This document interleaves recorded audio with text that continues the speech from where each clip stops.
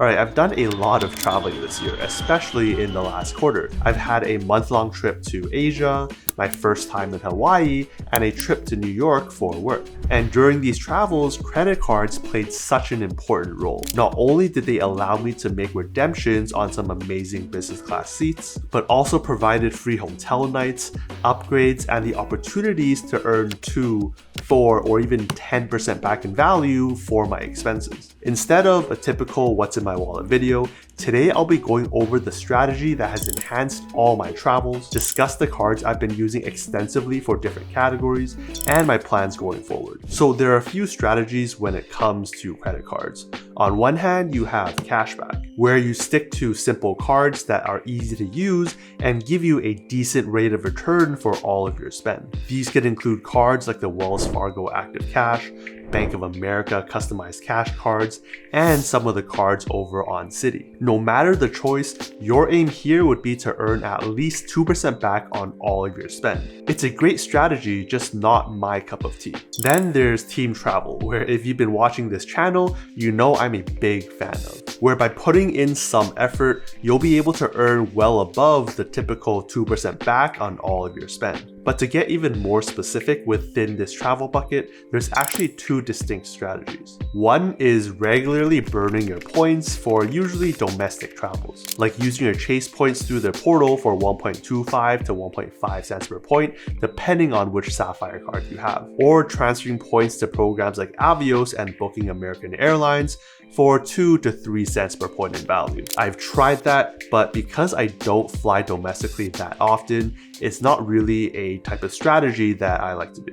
And when you're in a hub that's primarily Alaska Airlines, where there's not too many great opportunities to earn and use these points, apart from a few key ones, it's even harder. Instead, my strategy revolves around fewer but larger and more significant travels, usually internationally, which is how I've been able to burn over 700,000 points this year alone, with point values between 3 to 5 cents per point, and still have a decent reserve that's being refilled over time. And this works for me because of a few reasons. One, trying to coordinate work schedules of different people or even my own time off can be pretty difficult. It takes time and only results in a couple times here and there where it's even possible to make these trips, let alone those larger international ones. Two, I love deals. If I can get a $500 flight for $300 worth of points, it's not bad of a deal. If I'm getting a $5,000 flight for $1,000 worth of points, that's an even bigger deal. Even if it does take more work to find those opportunities, I enjoy it. Sometimes it's like a fun game to try and find the maximum value for these points that we've all worked so hard for. And then three, my main goal is to have these special experiences without having to pay those high ticket prices. Not only for myself, but also the close ones around me. Saving a couple $100s on an economy flight is nice, but being able to experience business or first class flights without paying those prices is even better. And usually those more special experiences can only be had on the longer international flights anyways, which then goes back to my point about finding time to even take these trips in the first place. So my strategy is like a cycle of two parts. A period of earning points without really doing any redemptions, then a period of really burning these points to enjoy the fruits of my labor for myself and my close ones, which is what I did this year. So let's talk about earning. First, you have to think about which type of destinations do you want to fly to and which airlines actually fly those routes. In my case, I'm on the West Coast and usually prefer to fly over the Pacific to Asia. Looking at my options, Star Alliance seems to be the best bet given they have highly rated airlines like EVA, ANA, Asiana, and Singapore Airlines. And so Aeroplan is my transfer partner of choice, which is fortunate because it transfers immediately from all of the major credit card points. Of course, most of these points transfer to a lot of different programs as well, each with their own different types of redemption values, but you just want to make sure your main destinations are covered. So which cards have been key to my strategy and earning these lucrative points? First, you have the Chase Freedom Flex, which doesn't see use that often, but when the time is right, it can be a big earner. There is no set category that I spend on with this card though, because if we take a look at the multipliers, the 3 times on drugstores isn't an area I spend on a lot,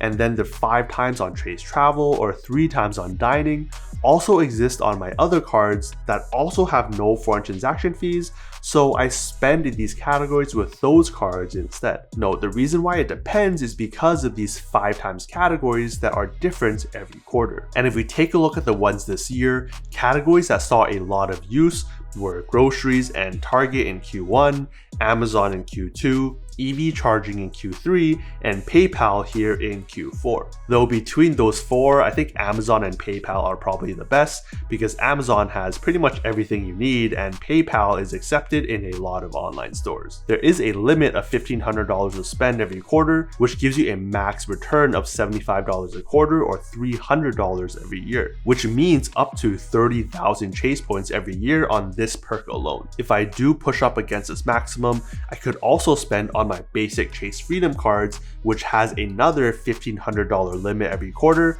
on the exact same categories. This is not a card you can directly apply for, but is an option when you're trying to product change from one of Chase's other Sapphire or Freedom cards, which is what I did, product changing down from the Chase Sapphire Preferred. One downside though is not getting the welcome bonus when you're doing these type of product changes, which is another major benefit on the card, because if you go for the card and spend at least $500 in the first 3 months, you're getting $200 or 20,000 points, as well as 5 times back in gas and grocery stores over the first year. Solid for a no annual fee card. And that's why both of these cards will always be in my setup, not only because of the no annual fee, but because there's no other cards that will give me 5 times back in some lucrative categories. There are a couple other perks on the card you might find valuable, like 0% intro APR for the first 15 months on your purchases and balance transfers, cell phone protection, which is more unique on a no annual fee card, and perks across DoorDash, Lyft, and Instacart if you use those services. For me, I don't carry balances on my card. Yes, it's like a 0% loan for the 15 months, but it's just not really worth the tracking and the headache. And then my work pays for the phone bill, so I don't make use of the cell phone protection. What I do use though are the DoorDash and Lyft benefits, but instead of using them here on the Chase Freedom Flex card, I keep it simple and just keep that card for the 5x category, because I'll instead use the next card, my Chase Sapphire Preferred, for those partner benefits instead, which are the same if not better, the same 5 times points for Lyft, but getting Dash Pass of 1 year instead of 3 months. When it comes to spending, the Sapphire Preferred is one of the rare cards that take one of the main spots in my wallet, and will be there for the foreseeable future, regularly being used for the 3 times back on dining purchases anywhere in the world, because there are no foreign transaction fees. I take regular trips up to Vancouver, and if you've been there, you know that there's some amazing food, so it sees a lot of spend when I'm up there. If you're new to this card, you'll also get a baseline of 60,000 points after 4K of spend in the first 3 months, which sometimes goes as high as 90,000 points, where if you value these points at the average 2 cents per point like I do, that's a value of $1,800, more than justifying the $95 in annual fees. If this is your main travel card, then the $50 credit when booking hotels through their portal, as well as their travel and purchase coverages, might come in handy. Now we'll talk more about this card later when it comes to redeeming my points, but a card that's seeing a lot of use recently since I got it 5 months ago is the American Express Green Card, where this card has been my go-to travel card, earning me 3 times points on all of my travel with flights, hotels, and other categories, as well as my main transit card with 3 times on trains, taxis, ride shares, tolls, and more. It does have 3 times on dining, but because I value my Chase points just slightly higher, mainly because they transfer over to Hyatt, I decide to use my Sapphire Preferred instead for the dining category. For earning through the welcome bonus, back then it had an all-time high bonus of 60,000 points after 3K of spend, as well as 20% back on travel and transit up to $200. but since has come back down to just 40,000 points. In either case, given an estimated value of Amex points at about 2 cents per point, that's a value of $800 or up to $1,200 at the peak. Also more than enough to offset the $150 in annual fees. I am sort of on the fence about keeping this card past the first year because other than the 3 times on travel purchases and transit, I'm not finding too much other value from the card. I already have the clear credit from my Amex Platinum and a ton of lounge access from the Platinum and my Venture X, so the $100 Lounge Buddy credit hasn't really seen much use. I'll have to think about it, but what I won't have to think about is the other card in the main slot of my wallet, which is the trusty Capital One Venture X card. Plain and simple, it's a $395 annual fee card that is offset with $300 annual travel credit through their portal and $100 worth of bonus miles every anniversary year. It also gives you a hefty 75,000 mile bonus after 4K of spend in 3 months, which goes as high as 90,000 points given the right links. And being my main points earner for all spend that doesn't fall into the categories of my other cards, earning me 2 times miles on all of that spend. In fact, the Capital One travel portal is one that I actually use quite often, usually for shorter trips that aren't worth or don't have good points redemptions. Because the prices have mostly been the same as Google and other sites, I've been just booking through their portal, earning me 10 times miles on hotels and car rentals, or 5 times miles on flights booked through the portal, as well as triggering that $300 credit. However, sometimes I do book through the Amex portal, especially if I'm trying to use the $200 hotel credit there. And then the other cards I put spend on that earn me a fair number of points are my Chase Ink cards, with the cash, the unlimited, and the preferred. Between elevated points for spend in special categories like intranet or office supply stores, as well as some really strong welcome bonuses going as high as 90 or 100,000 points, they are a great way to get good value from your spend, especially when they don't count towards your Chase 524 status.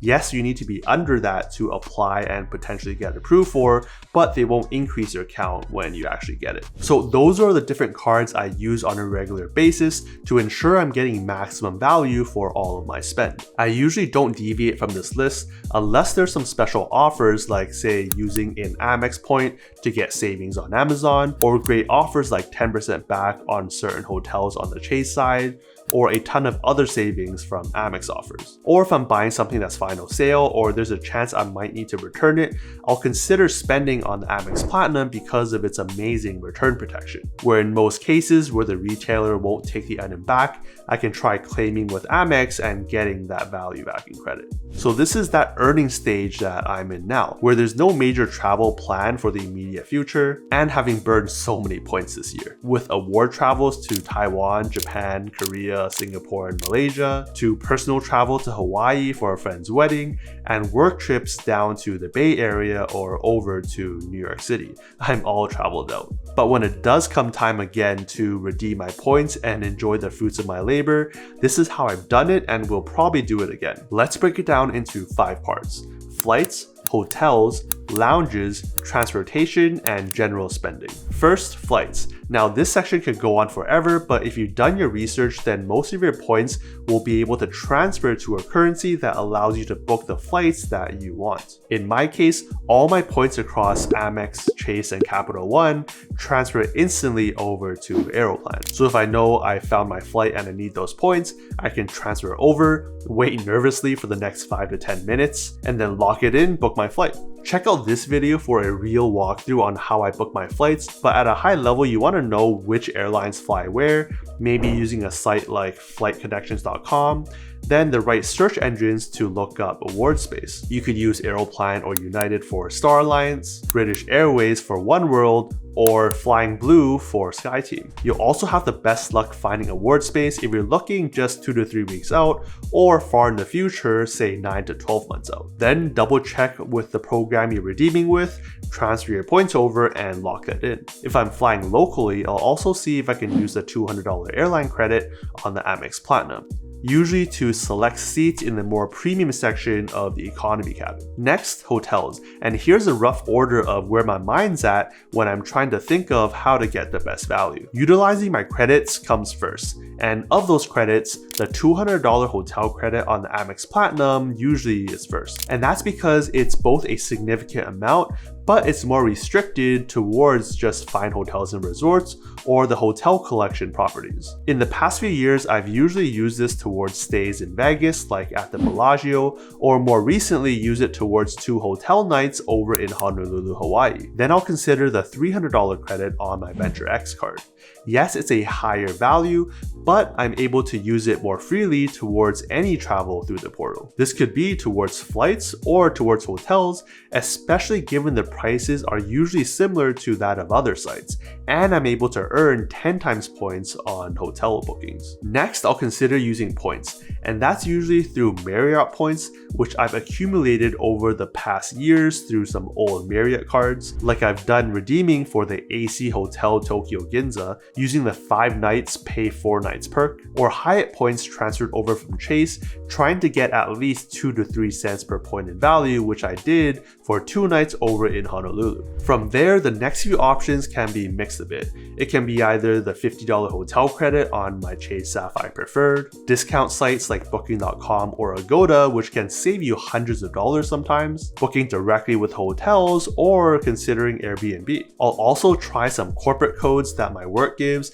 usually reducing the rate another 10 to 15%, or even consider new cards if I have some significant travel lined up, probably choosing between the Marriott Bonvoy Brilliant card or the Hilton Aspire. On top of that, I utilize my status that I get from my Amex Platinum, where even with basic status like Hilton Gold or Marriott Gold, I've gotten upgrades in different places around the world, from your basic higher floors to even a suite. So that's my step-by-step thinking when I'm deciding on hotels. Next, we have lounges. Now, outside of having business class flights, which give you lounge access, or credit cards, I never really pay for lounge access. And that's because the main card that helps me with lounges is the Amex Platinum card. Having access to both Priority Pass and Plaza Premium lounges is a plus, especially given the latter is usually less crowded. There's also Delta lounges if you fly Delta, but given the routes I fly and being in SeaTac, it's not often that I get that opportunity. But the biggest perk is having a brand new Centurion lounge here in SeaTac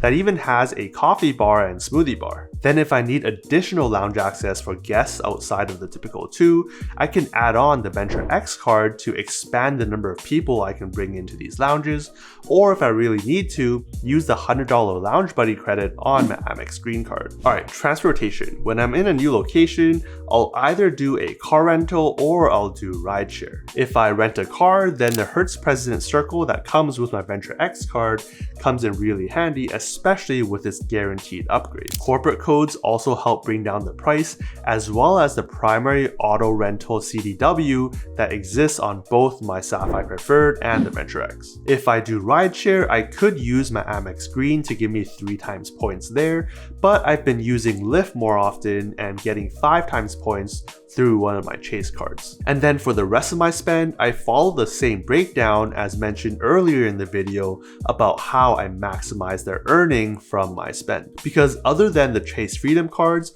all other cards have no foreign transaction fees, so I can spend abroad with no extra charges. Now, this type of strategy is not for everyone and does have its risks. By earning points over a longer period of time and not really redeeming them that often, I'm putting myself at risk for devaluations. But at the same time, I can regularly take my foot off the gas and not have to think about finding the best award redemptions for every single trip I do. And so it just so happens that all aligns with what I enjoy, finding the best value deals, but those deals are usually those international longer trips that I can't really do that often anyways. Having a system you can trust and rely on will also help reduce the thinking and stress needed to navigate this space. That said, there will be a time where my plans will change, and so regularly re-evaluating your strategy is important. Props to fellow creator Stan the Credit Frog for recently updating his entire setup into one that's pretty unique. But for now, I think I'm back into earning mode and taking it slower when it comes to redemptions and my cards. I'm in a place where there's not that many amazing choices out there. Maybe the Chase Aeroplan card for basically 2 years of 25k status, or the Bilt MasterCard to earn a couple thousand points points every month for rent, or one of the hotel cards if a trip suddenly comes up and calls for it. But no matter which cards you go for, you'll want to avoid some common mistakes that could cost you hundreds if not thousands of dollars. So go on and check out this video to make sure you're on the right path. See you over there.